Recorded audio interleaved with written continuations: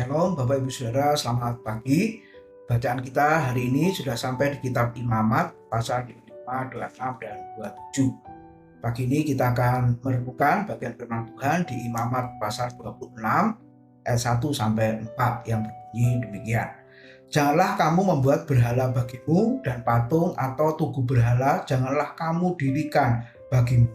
Juga batu berukir janganlah kamu tempatkan di negerimu untuk sujud menyembah kepadanya, sebab akulah Tuhan Allahmu. Kamu harus memelihara hari-hari sabatku dan menghormati tempat kudusku. Akulah Tuhan. Jikalau kamu hidup menurut ketetapanku dan tetap berpegang pada perintahku serta melakukannya, maka aku akan memberi kamu hujan pada masanya sehingga tanah itu memberi hasilnya dan pohon-pohon di ladangmu akan memberi buahnya, dan seterusnya. Pagi ini kita akan merenungkan tentang berkat dan kutuk, saudara-saudara.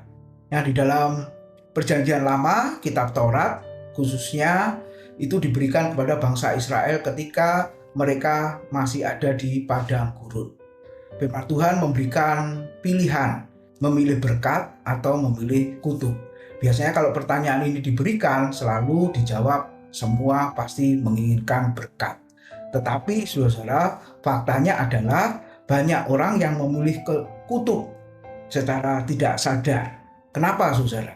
Tadi firman Tuhan mengatakan kalau ingin diberkati jangan ada Allah lain, jangan ada berhala. Apa artinya menyembah berhala? Kalau fokus ibadah, fokus penyembahan selain Tuhan, itu sudah menjadi berhala. Kenyataannya secara tidak sadar orang menyembah berhala. Apakah itu pekerjaannya, pelayanannya, hobinya, kesenangannya, materi yang dimiliki, bahkan alat-alat yang kita pakai, Bapak Ibu Saudara, itu bisa membuat menjadi berhala dalam hidup kita. Kemudian berikutnya dikatakan tentang hari Sabat. Dikatakan pelihara dan hormati tempat kudus Tuhan. Apa artinya? Jam-jam ibadah seharusnya diperhatikan, seharusnya dipelihara. Dalam arti kita sebagai orang percaya umat Tuhan harus setia beribadah kepadanya dan juga menghormati tempat kudus. Apa maksudnya saudara? Dari sikap kita, baik yang kelihatan maupun yang tidak kelihatan, secara fisik penampilan kita dan secara rohani yang tidak kelihatan, sikap hati kita apakah terfokus kepada Tuhan. Dan berikutnya tadi dikatakan jikalau hidup menurut firman Tuhan maka berkat itu akan diberikan kepada umatnya.